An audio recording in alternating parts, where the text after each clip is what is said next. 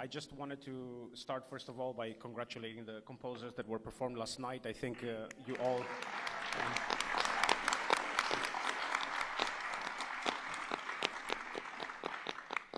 And actually, you know, it's a question that many times I wonder myself. So I'm going to start with a question, and then, of course, we will take questions from you.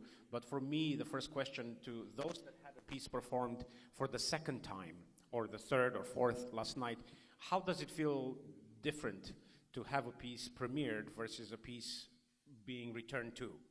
So we can, you know, Don, do you want to start? Or? Yes, thank you. Of course, each time a composer, I mean, if I'm hearing my piece performed from another perspective by another orchestra, I feel like, I mean, I know what I have done there, and there is another sound. There is a slightly different sound of each orchestra.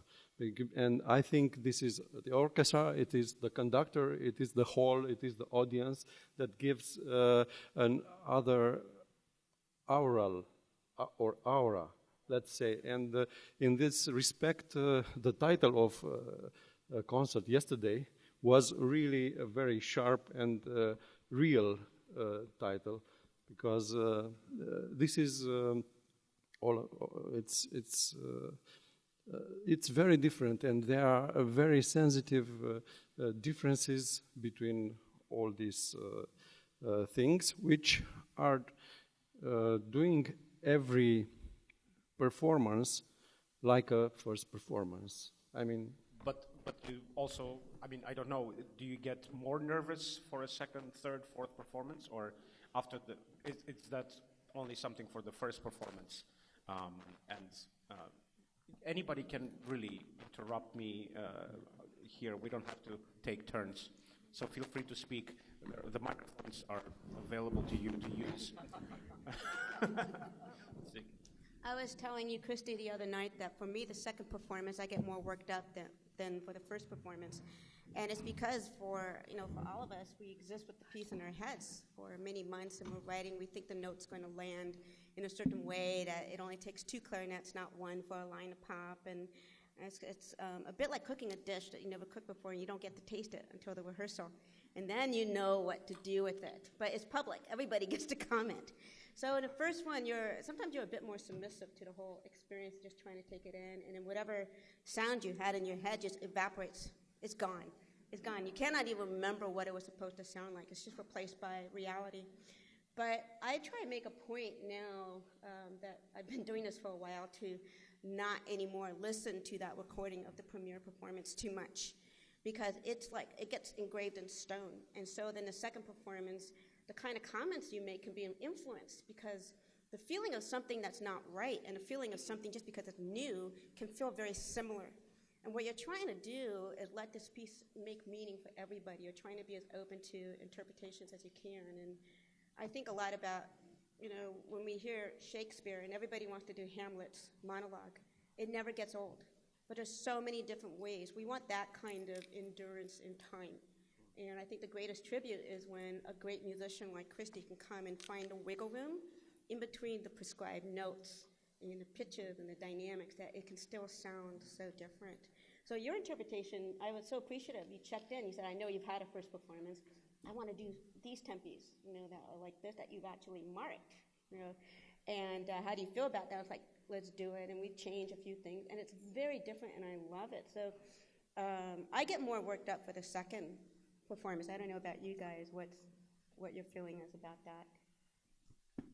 Well, I think for the first performance, you're just so nervous that it'll just work, that what you've imagined in your head will actually work, and it's a miracle that it does work, And so just getting over that very fact that, everything is in your head up until that point, and that whole idea of something really coming alive before your very eyes is miraculous, but at the same time, it's quite overwhelming for me.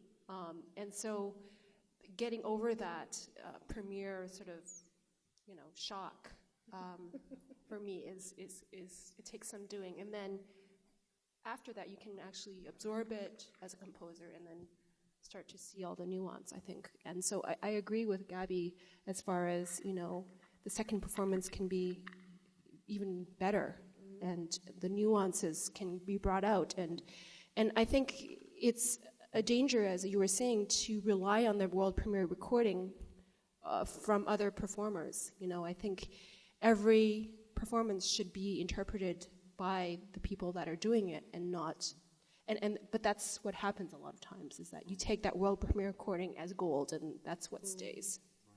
So, Mr. Bolcom, we've been talking today at the rehearsal. After we played at the intermission, we talked a lot about how many memories the piece brings to you. Now, this is a piece that was written in 1984, right? 83, yeah. 83, yeah.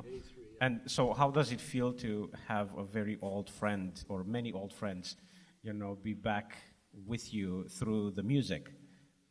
Well, it was written for... Is this working? Mm-hmm. Here, try this one. Okay. It was written for Sergiu Luca, who was a special... Gabby was actually at Rice where he taught, so she's known... she knew Sergiu the length of time he was there. Of course, it was pretty much all the time. And I really tailored it to Sergiu very much, involving his particular style, his background, his interest mainly in having been the first classical violinist I ever ran into, who actually befriended a great jazz violinist, most famous, I think almost over, Joe Venuti, who was with Eddie Lang probably the foundation of that kind of violin guitar thing. And I think after that came Grappelli and Django Reinhardt, because they really, really were the pathfinders. And Sergiu befriended Joe Venuti, and I was absolutely thrown by that, because very few classical violinists took jazz violin seriously, and I've been a fan of it for years. People like Ray Nance and Stuff Smith, and of course Joe and Grappelli, and it's so nice to see that finally I could use some of the licks that Joe did, and you'll see in the program notes. Serge invited Joan and me and the head of Nonsense Records, Tracy Stern, to go to Michael's Pub in New York, because Joe was going to be playing there, and at one point he'd asked Serge to come in and do a duet improvisation on, of course, the Dvorak humoresque, because he knew every fiddler would know that. They weren't jazzers, and so in that case it was certainly true with Serge, but he had been already listening to a lot of Joe. So anyway, it turned out that Milton Hinton, who was a wonderful big jazz bassist, saw us in the audience, and he told Joe, I want to have them come up, because I'd known Milton for years. And so we sat in with Joe Venuti, and I sat there. And Joan sang, I don't know, some Rodgers and Hart and other classics. So we did a set with them. And I'll never forget how it felt. God, I'm actually playing with my idol of jazz violin. And I'm already here. I don't know how well we did. All I know is we're actually doing this thing. It drove me nuts. So that, of course, was the most amazing first performance. Sergiu would go on to record it also with Dennis Russell Davies, as he done in Saarbrücken, and that's out still, I think, on with American Composers Orchestra. I think probably, I don't know who has it right now, but I know it's still to be found, I'm sure.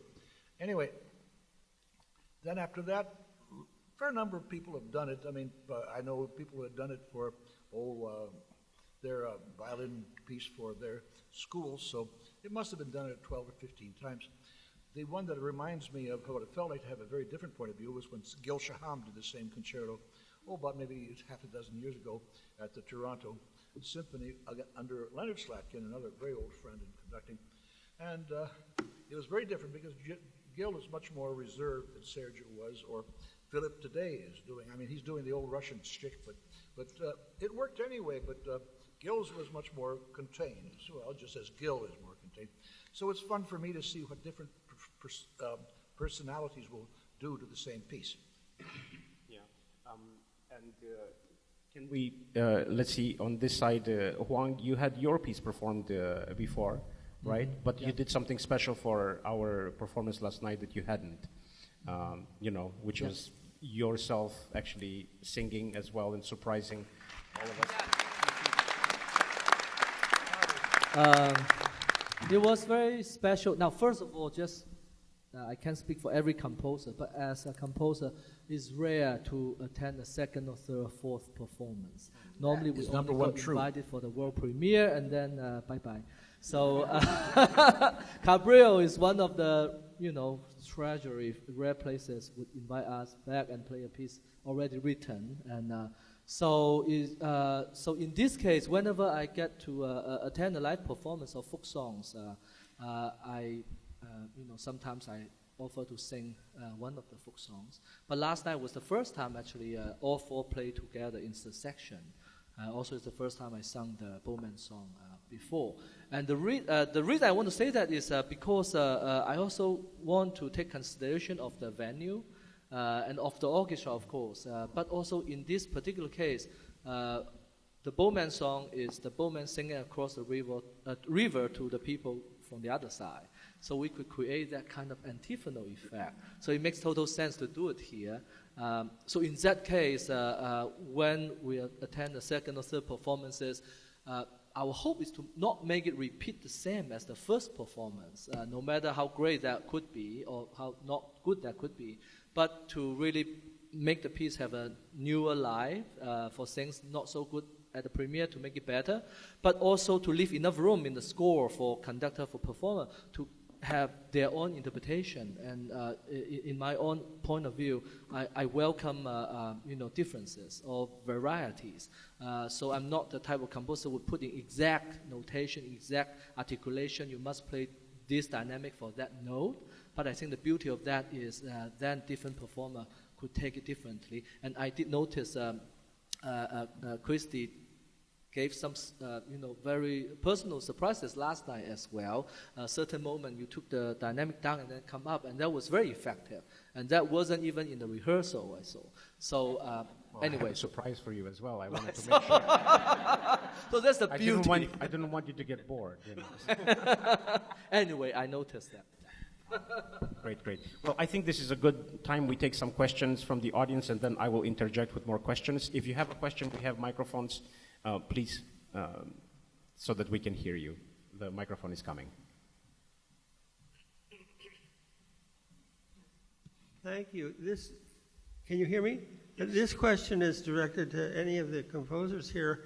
It has to do with feelings that some composers have toward the music of other composers. In particular, sometimes the intense dislike that some composers have for the music of other composers. And this question is prompted by an exchange of letters I had with George Crumb a while back. I don't even know if he's still alive. Do people know if is he still alive? Yes. Well, at one point in one of the letters, he said, if Tchaikovsky and Brahms had made any attempt to understand each other's music, what a different musical world this would be. And I was wondering if you feel similarly about any of you, about the fact that maybe there are composers who dislike somebody's music, but they could learn to like it or something. I don't know. I don't know if I phrased it terribly well. Yes. Who would like to take that question? Yeah. So the idea is, can you comment on other composers' music, particularly if there is one that you dislike or that you don't see the same point of view, and how do you go about your reaction? He would like to know about that music. All right. That's pretty saucy. Yeah. Hi. I think maybe I shouldn't take this question because I'm an educator, so I'm a professor at a university, and I've been teaching now for 10 years. So I even often have to teach students who are writing things that I just don't feel, And I think for me, I can appreciate something that's very well crafted, that has a lot of technique, and that just maybe isn't my bag, that maybe just doesn't move me very much, and because we all got into this because we love music. We love sound, and we have feelings, and it invokes emotions and feelings in us. So if that can happen, then I'm okay. But if there is something happening on a stage that I'm listening to that doesn't move me in any way, I just ignore it from then on. And I can respect their craft and their ideas and their goals and all those things, and it's just not my taste. It's like a certain food that you don't like. I think. Hi, hello. I will try to respond with another anecdote. Probably true story.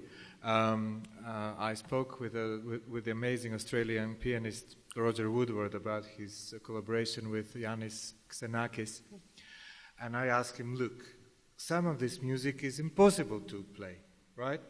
He didn't tell me yes or no, but he said, I asked Xenakis about that. And I said, please tell me, what did he tell you? Because it's obviously not possible.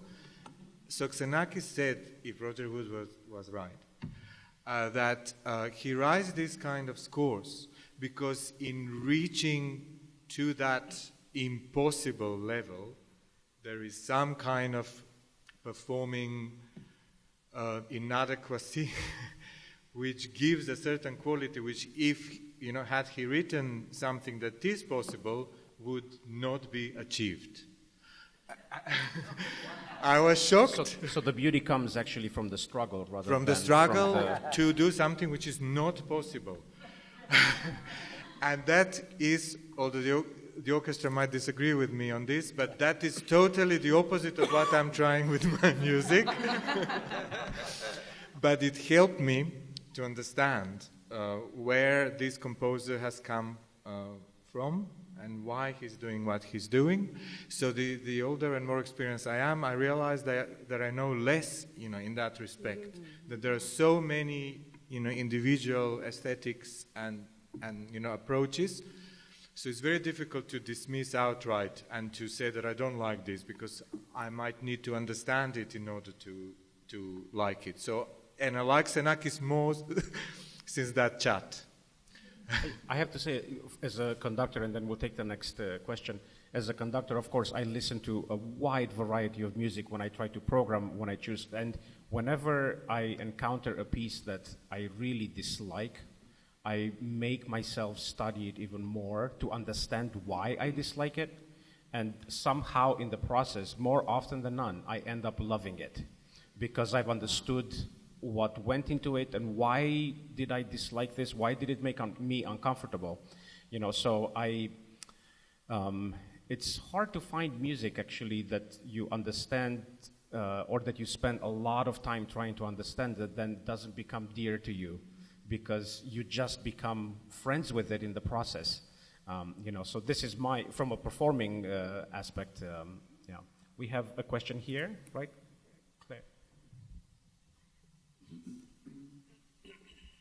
I'm curious to know, being an artist of painting or whatever has its own visual qualities, and music is such. I'm curious, what made you fall in love initially? Like, was there a memory? How old were you? When did you decide that you were in love with sound or expression? What was that like for you when you knew, this is it for me? It's a great question. Maybe we can start from the very end, and we can go through everyone. Sure. It's a good question. I think, looking back on it, I'm not sure I could identify one point in my life where I made that conscious decision. It was one of those things where, we all started music fairly young, and I think at a certain point I just realized I was doing more of it than anything else. And it was sort of gradually taking over my life, and I couldn't imagine doing anything else. And, that's one of the things I tell potential music students is that, if you can imagine yourself doing anything other than music, then maybe it's not right. It really has to be something that you can't live without in a certain way. So I don't know that I sort of sat down and made that decision. It was sort of, kind of happened, made for me in a certain way. So my journey into creating music began because I didn't like to practice. I was 7 or 8 at the time, and my mom would always look over my shoulder. Are you practicing? Are you doing your scales? But she wasn't a musician, so she really didn't know the difference. And so I would start improvising whatever I wanted. And I would start looking out the window and daydreaming about butterflies and birds and, And it just so happened, now this is the miraculous part, that I had a piano teacher who was also a composer. And instead of reprimanding me, she encouraged me, and she taught me how to notate. And that was the spark that started it all, and really nurtured that outlet. So it became a creative outlet for me. And so I think it's that spark of imagination and the encouragement, really, as a child that really fostered a love of creating.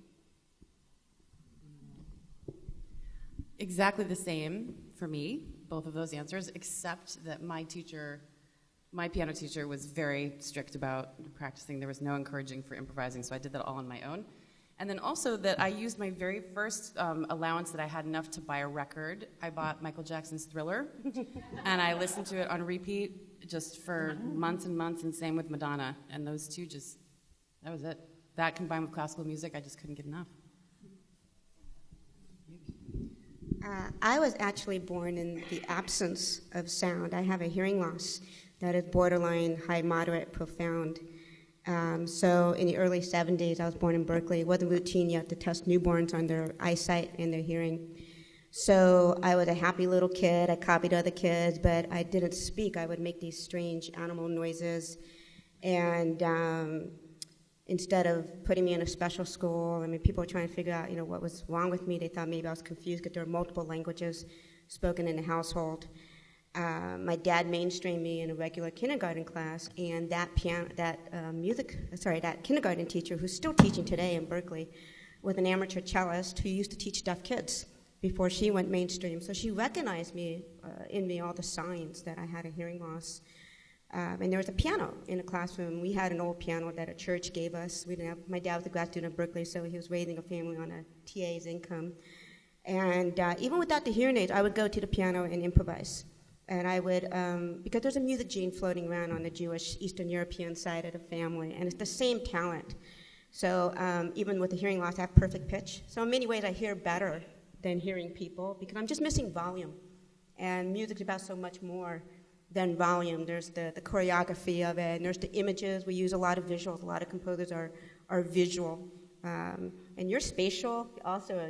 She does a lot with architecture, and so it's just the portal was missing. And so with this teacher, she brought me to Kaiser Hospital and in Oakland, and came with my parents, and I got fitted with my first hearing aids with her. And I remember them putting it in. These were analogs back in '77. I remember and I was hooked up to the computer, and the first thing that came to life was just the air. Just kind of breathe. That's all I can remember. And then they put on a record, and I remember the scratchiness of the record, and it was Starker playing the G major for Suite from Bach. And it was just burned on my brain, So I have a lot of pieces that actually start with the first 3 or 4 notes because it's like archetypal, for me. So I got into it that way, and then I also had a marvelous childhood teacher. And this is very Berkeley, she was a refugee from South Africa, a soft-spoken Afrikaner woman that exposed me to music of composers from Yugoslavia, Ruthenia, alongside Clementi and Haydn, the usual fare for a young pianist. And as a scholastically a high achiever in our family, straight A's were just the norm. You just had to really achieve. Music was part of that, and I excelled. I had the talent the way my older brother didn't, and my grandmother identified it right away. So for me, it was very personal. It was, I can get close to my grandma Frank, or something I could do better than my brother, and I would exemplarize. People were taking a long time to get ready to go to school, and I would just sit down and work out the excess energy at the piano, and I was a terrible reader.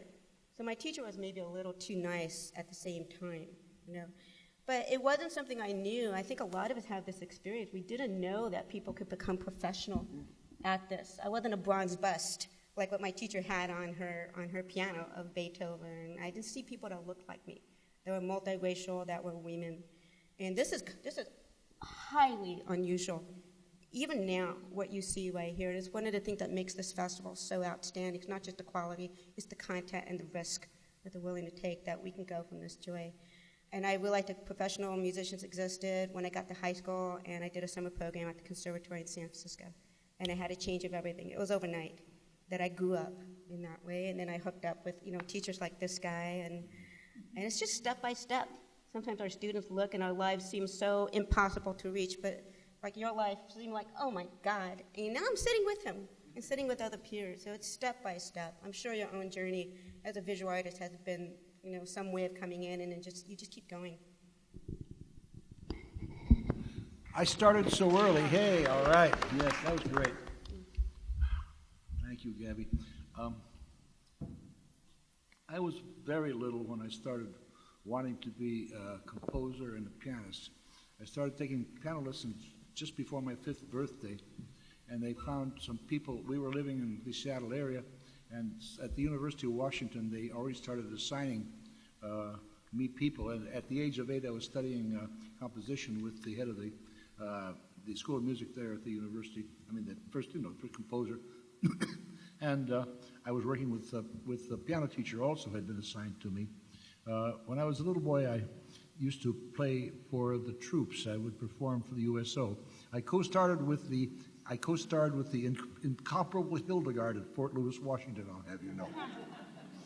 And I really I should have talked to her when I saw her years later. I never thought, I should have got up and said, you remember a little fat kid who played with you at the Fort Lewis? I never got around to doing it because we're all the same thing. I should have done it. But my whole interest was probably from the beginning more interested in the music than performing it. My piano teachers were despairing because what I really wanted to do was understand what made the piece work. And once I had the idea, I wanted to learn something else. My whole idea was to absorb and absorb like a sponge all the literature I could in every kind of way, and I always was like that. So I can't remember when I was going to not be a composer. I can't remember what I didn't think I was even going to be. I was always going to do what I was doing. I never had a question for a minute of doing anything else. My experience was a combination of all these things, really. It's just that my piano teacher spied on me in the music school from the corridor, listening whether I practice at the right tempo or too fast. And so she suddenly went in and she said, "What are you playing?" And I said, no, sorry, it's nothing. She said, no, you're going to play that to me. And she liked it. And so she recommended me to a composer who was not teaching at the academy at that point, and he wanted to prove that he was a good teacher, and taught me for 2.5 years for free, and he proved that he was a good teacher, and he proved that I was a good student. So people like that, like you, Gabby, and so on, are very important, and I firmly believe that more musicians could and should compose. Kristi will have a chamber music piece coming up, and you will see that you don't have to formally study composition as a major subject at university or even before in order to compose.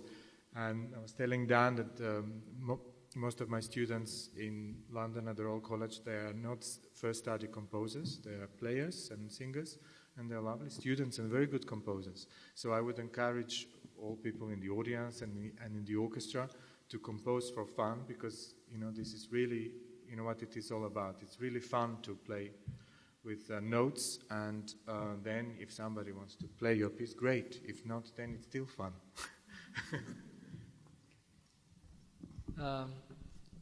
In my case, also start with piano lesson and teachers. Like many kids in China, my parents sent me to learn piano when I was very little, and I always had this terrible stage fright. I remember every end of the year you have a recital, and I was very afraid of playing Bach, because you need to play all these voices, and then I always think about what next, and then I have mistakes. So my teacher told me, number one, don't stop. Don't go back to the beginning and replay it again. But the worst is do not stop at the spot and try to continue. Just keep going. So here I am playing Bach, and suddenly I have this stage fright. I forget what next. So then I just improvise something and keep going. And after that, my teacher talked to my dad. He said, well, no one noticed he improvised. I don't think your son could be a pianist, but he can be maybe a composer. So my father said, well, if you want to be a composer, then you can play your own music. Even you make a mistake, no one knows. And you can also look at the score. So that was kind of my detour to become a composer then.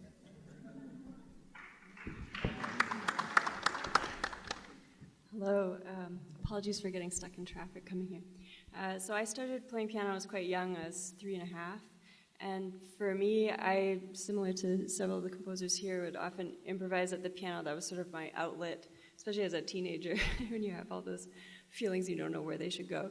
And I just thought that was normal. I didn't really realize that people around me didn't do that.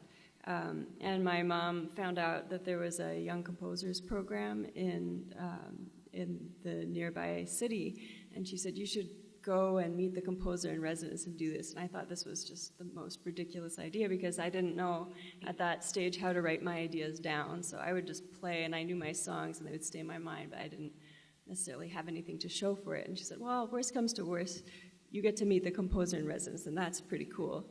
So she dragged me there, and he agreed to work with me, and that was sort of the beginning of things. And that was a really weird way to start, because the end of our year, I had a piece played by the local orchestra, so I went from not knowing how to write it down and having a very understanding and encouraging teacher. So that, at that point, I knew that I was going to go study piano performance, but that really planted the seed that I wanted to write, and that I realized that that's maybe a more unique contribution for me to be able to add something in that way.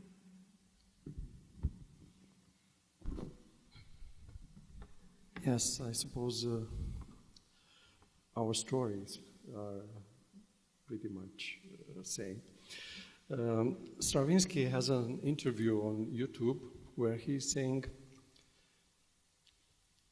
I like to compose. I like to compose even more than I like music. You know, I think it's my case also, because I like to write notes. Really, I like to improvise. I like to invent structures which you cannot find in nature. I like to put together sounds and harmonies in melodies, rhythms. So I think it's a fascinating process, this composing. And for me, the composing in the first instance is to collect things, to collect all different things, to make some lists, to think about these lists like chewing gum for brains, and then to go for energy or emotional boost, you know. And where do I find this? For me, it's very important, the reading. I'm finding this in poetry, in novels. And I always said that my energy teachers were not the composers, but the writers. And for me, it's, and also the fine artists, the movies, and the philosophers.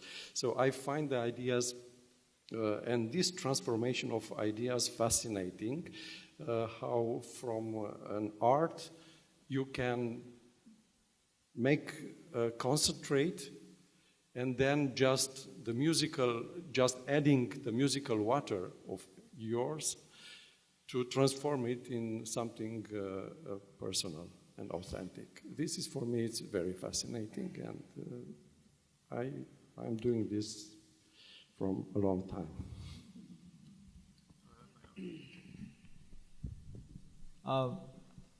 I like how we were just talking about extreme distaste in someone's music, because that's sort of how I started composing. I was a junior in high school, and I was playing in the string orchestra. I played cello, and I just got so sick of the music that the conductor was programming. I'm talking about like watered down arrangements of Harry Potter and Pirates of the Caribbean 3, like written so badly for each instrument. And over spring break, I decided that, I could write something equally bad.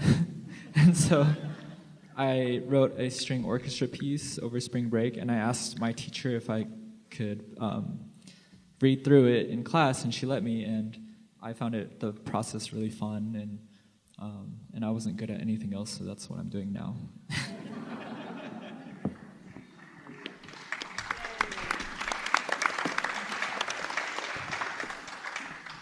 Thank you. We have one question here, please. Yeah.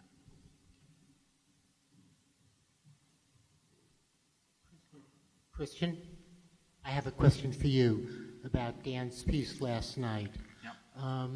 When he and of course, words to describe music are always different than the experience of the music itself. Last night, Dan said that he loved labyrinths, and he started with the finale. He started with the end. And I'm not sure I understood that, so I'd like you to tell us, what did that mean to you? Where did you see the labyrinth? And was the fact that he started with the end, was that the exit to the labyrinth? Well, for me, in something like this, that was fascinating, that fascinated me about Dan's piece to start with, was the fact that, as I started studying, I realized that, wait a second, this passage we're playing at the beginning, it comes back at the end, but it's the journey between it that makes it really incredible. And then I started noticing that the ideas, there are not actually that many ideas in the piece, but you hear them in so many different ways and orchestrated differently at different speeds. In fact, one of the questions that I had for Dan was, should this French horn chorale always come at the same speed? Because it was marked at different speeds throughout the piece. And he said, no, every time it comes, it's at a different speed. That was that particular path, right? That little. So I understood the structure as the labyrinth as, in a way, it's like you travel through a labyrinth, but you keep arriving back where you were, although the labyrinth itself has changed by the time you get back there. And it's like you go from a crazy fun zone to another crazy fun zone that has changed by the time you arrived, which is why it started with the ending, but by the time you got to the end, it changed, right? So did I get this right, Dan? Okay. So this is how I understood it. This is how I understood the piece. And I think if you would listen to the piece or, study it as I did, I met the piece about 1.5 years ago. And then, I kept coming back to it, and Dan gave me the score, and I kept studying, and it kept fascinating me even more. And so by the time I got really familiar with it, I knew exactly where I was in the piece, and I could recognize the labyrinth, which was fascinating, because then it starts to become familiar, but the things that are different, just bring a smile to your face. Because, so I think if you would have the opportunity to hear the piece, 10 times, you might have the same understanding of it as I do. Yeah, sure. There's a question in the back.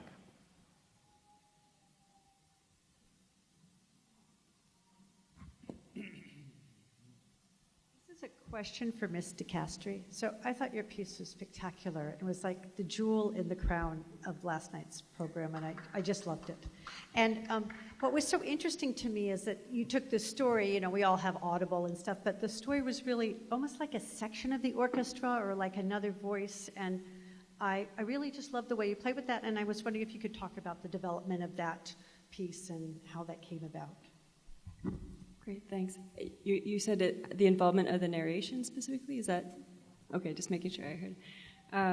So when I came on to the project of writing this piece, I read the full short story by Alice Munro many times to make sure I was understanding everything.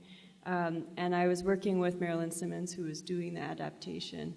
And so we did maybe 13 different versions of the adaptation before we found one that felt right. So I think the first time I got her rendition, I thought it was too short, that we had left out too much of the story to recognize those epiphany moments. And in a lot of Munro's works, there's sort of a traveling forward and backward in time and having these flashbacks that it's complicated once you start taking things out to make sure that the narrative is clear. So that was an interesting process of sort of honing down what's the essence of the story. And then a next process for me, which was interesting, was it took a while before Martha Henry, the actress who you were hearing, recorded that. And so I recorded myself speaking the text, and I'm not at all trained actress, or I don't have experience doing that sort of work. But it was interesting to sort of have to speak the text and learn it myself and think about the different ways that it could be delivered, because I needed at that point to already be writing, and I wanted to have something to work with and to decide how I was going to pace the text throughout the music. And then it was a good surprise when I did get her recording and I replaced my voice with hers, because I think when I wrote the piece I was what was I, 29 or 30, and to hear somebody's voice who has a lot of life experience and who grew up in the same rural community that Alice Munro did, and who are sort of similar in generation, that really added another layer to the story for myself. So that was sort of a slow process of working with the text. And then another weird challenge about the piece is originally they had told me that they only wanted the singer to sing those 3 lines of the poem. So there's sort of this poem embedded within the short story. But I thought it would be a little strange for her to just be sitting there for 25 minutes and then sing for 1 minute and then sit down. And I said, what would happen, because the delivery of the text is in some ways very sort of cold and straightforward. Sometimes she hits you with these really shocking things, but it's spoken as if this was, very normal. And I said, what if the soprano is sort of more the emotional side of that, and it's maybe more abstract, but she starts first in the orchestra and then eventually emerges in this soloist role. So that's sort of how that came about. One thing that if I can comment a little bit, one thing that I found fascinating in the way that you notated the score is that oftentimes, I think there were 58 cues that Michael was pressing on the computer to restart the narration, just so that they line up with the music. But some of the cues that I found fascinating were, it was a longer cue that involved quite a few pauses in the narration itself, which you had time to music. And I have to say, it felt really great. The greatest moments felt when a cue started, from a performer point of view, when the cue started, and then I found myself lining up on an upbeat exactly where the next verse was, without actually having to start a new cue. So that gave me a sense of just comfort that I was doing the right thing in terms of the pacing of the piece. That was really cool. But at the same time, I loved the fact that I didn't feel constrained by one cue that started at the beginning and then I had to match everything else. So that I had the freedom, and I felt like I had the freedom to actually, if I felt like I needed to push forward slightly or to take more time for something to settle, I had that freedom to do that. So I thought it was a brilliant way to break it up this way. Yeah, I'd just add that when I was writing it, that there are different solutions for how you can coordinate those kinds of things. And in the initial performance, there was also projection. So there was sort of an added layer of how we were going to coordinate. And sometimes people use a click track, which is basically just a metronome in the conductor's ear. But I figured that there's so many subtleties in the sounds, and also I wanted that flexibility in timing, so I opted not for that. And then I think it does give the flexibility to the orchestra. And also in rehearsals, it's more practical if you have a pianist sitting there with the full score, and they can go to the next thing rather than saying, okay, we're at minute 13, 20 seconds in, and then they have to scroll and try to find the exact spot. So that seemed like a good solution. Yeah, but it's a lot of stuff that one has to think about, because there isn't a way to notate that it's a standard thing. So you have to not just create the music, but you have to create the way that you are communicating how to notate it. So, and a lot of your piece yesterday was that as well. I mean, there was, when the verses were happening and Mary came in the front, I don't know if, I'm sure you heard the sound that sounded just sort of like the record static or whatever, the extra sounds that, everything was notated in each one of the musicians' parts to create that sound, which is really fascinating, because we were debating at the dress rehearsal, should we have a plain piece of paper that creates this, or should we have a crumpled piece of paper that creates that? And we actually chose the crumpled because it was a better sound that was representing this specific quality that we were after. So it's very subtle, but all those little subtleties are actually notated in the music, which is fascinating to me. Yeah, because it's a completely different language altogether. There is a question right over here, please.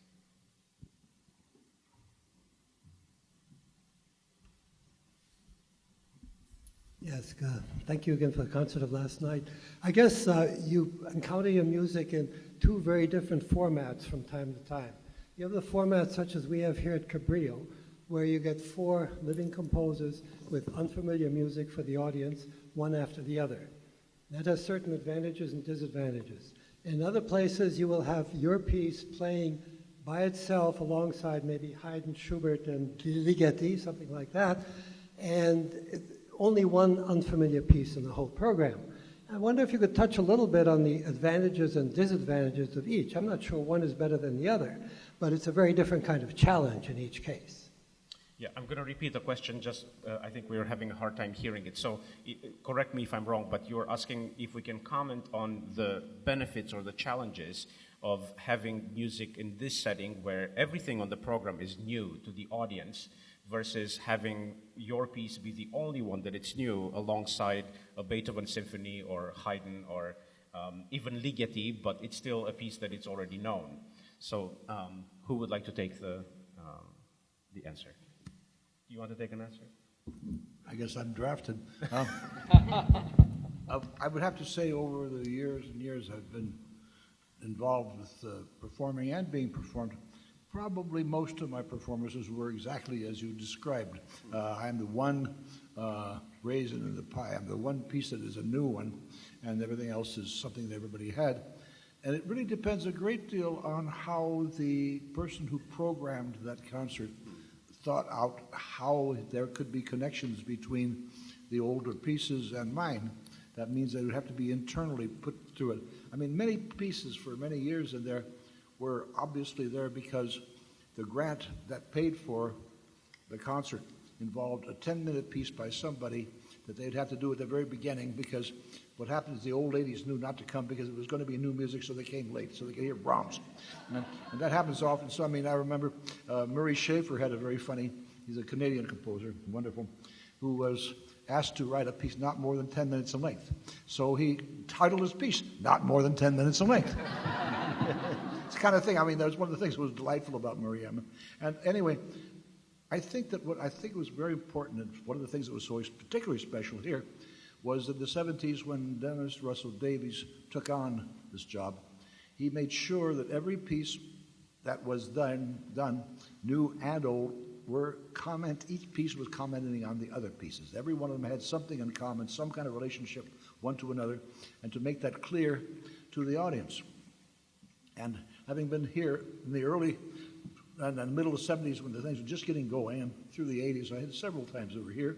My wife Joan Morris and I performed here, but also did several pieces over the years during Dennis's reign. And I could see the audience growing in their understanding of not only the new music, but also the music that surrounded it. And of course, then Dennis could add more new pieces, because by that time, not only was the audience interested in the new music, they were hungry for it. And I'm seeing that because of his groundwork, because Marin then took the next step, which is to make it all new music, was that I can't get over the particular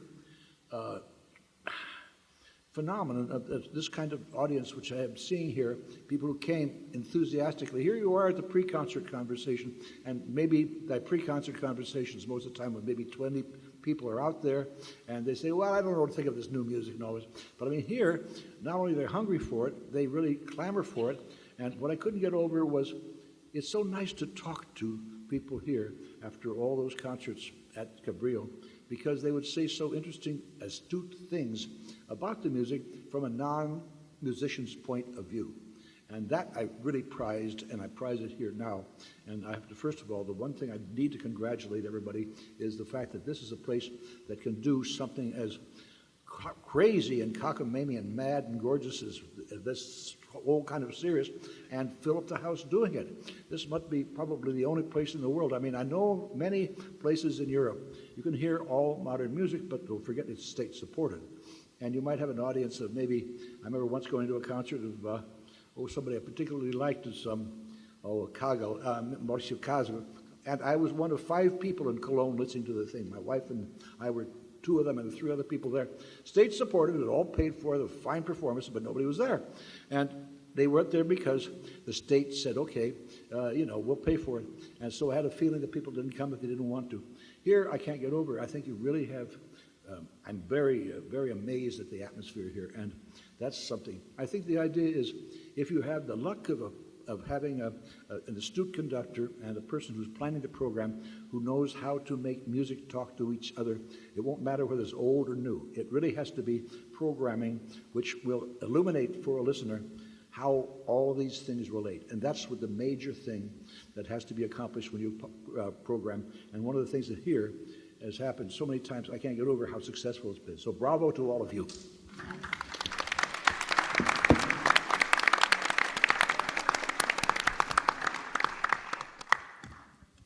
There's a question here in the front, if we can have, and then I will keep that one in mind as well. Thank you, Kelly. Hello. This is a comment rather than a question, actually, and it kind of follows up Mr. Bolcom's remarks. I plan my summers around the Cabrillo Festival and have ever since about 1980 or something, since I've lived here. And what I like best about it are the open rehearsals. I see a lot of familiar faces here of other people who've come to open rehearsals. I just love to get familiar with this new music, and I appreciate it so much. For instance, last week I came to 5 rehearsals, and there was one piece in the concert last night that I couldn't hear because of scheduling and so forth. I didn't understand it as well as the others, and the others were like old friends, and like, I remember that, I recognize that, and you said, Christy said something about this, and it's just, I really appreciate that you continued that, Christy. For me, it's the highlight of the festival. Thank you. Yeah, and one of the reasons why we do it and why I so strongly believe in it, and it will never go away, it's the fact that art and great art, it's what you bring to it, is how much you get out of it, right? And I think, the creation of the art is our responsibility, but how much you enjoy it is how much you bring to it yourself, so it's such a beautiful testament, what you said about the fact that, actually, it's all art, and when you do bring the time and you bring yourself to be able to understand it more and more, it's just a deeper community and a deeper association that you have with that art. And I think you just end up loving it more and more. Thank you. One question here. Yeah. Hi, my question is about the orchestration, or how you choose what kind of instrument you use. And I'm wondering if anyone has a story about how choosing an instrument to use it in a different way, doing something different, more unusual with the violin section, or adding 3 marimbas, for instance, or going back to an unusual instrument, or anything that was that an instrument used in a surprising way, or was an epiphany to try a new sound. Yes, please. I think that I'm not interested terribly in writing for clarinet. I'm very interested in writing for clarinetist. I always address the people playing, and that's even in an orchestra. I'm thinking that everyone who is playing there is still an individual, and what you want to do is to find some kind of way to meet that player halfway, so that the player feels invited to play the piece, and they will play it with a certain kind of energy. They will not, if they have a feeling, I'm just playing notes. So the main thing is to try to deal with that, and I think that's what you'd find yourself deciding. And sometimes I will choose a particular instrument because it reminds me of somebody I've loved who played that in a way that made me love them, and hoping that maybe what I do there and writing with them will somehow be infused with the next person playing it. And I found that often happens, that people who are playing something like, for example, Even with the solo for Philip was wonderful, Philip Quince. The way he plays, I can't help but thinking, when I hear it, I mean, what Sergio would have done, but I've also, because Sergio Luca was the one, of course, I wrote this for, and I find that so many times, without my having to say anything to it, that Philip knew exactly what I needed to have.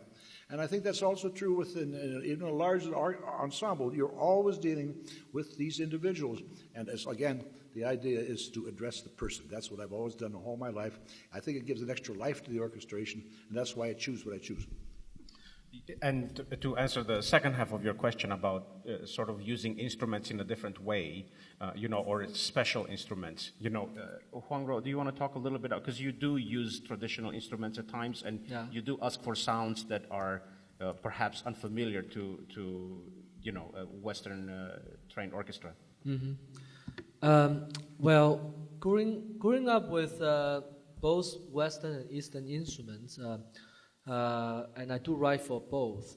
But I think when I, at least in my own compositional thinking, I often don't think about what instruments I'm writing for or what techniques I want to use first.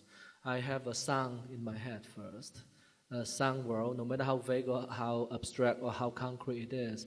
And then I try to use what instruments available to create that sound world. So in that sense, I'm not writing a flute, just make it sound as flute as possible, or a violin to make it sound as virtuosic or as violin as possible, but they might transform into something else. Sometimes maybe unconsciously it's a Chinese instrument, but sometimes maybe just unthink of anything else, but that's okay as well.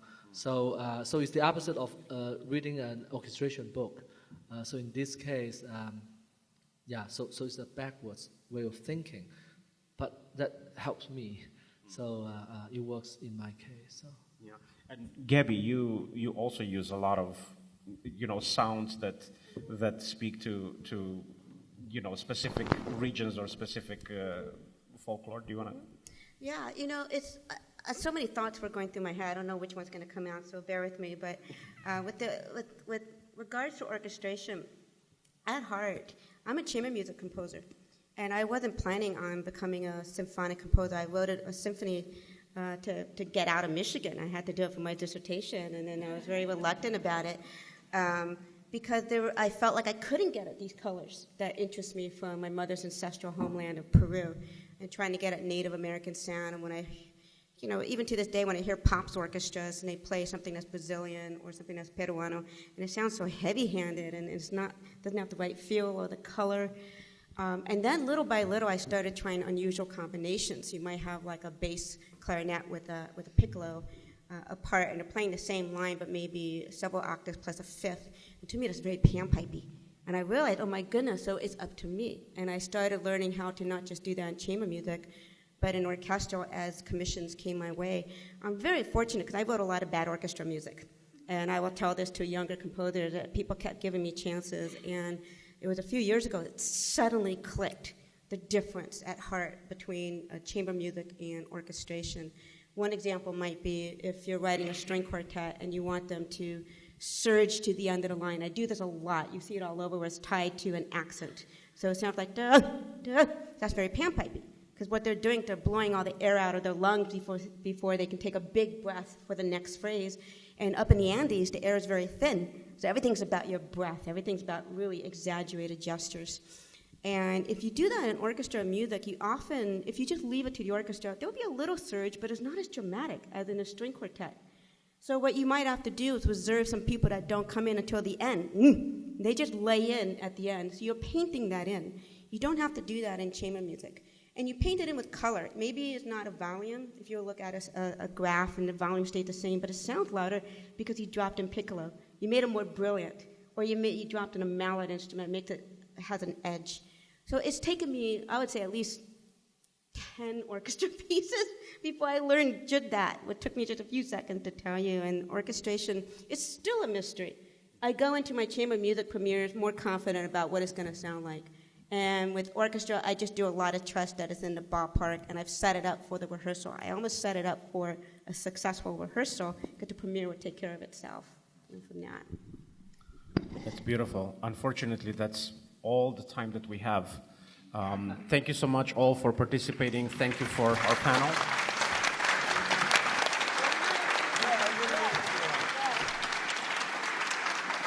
And we'll see you tonight and on and on.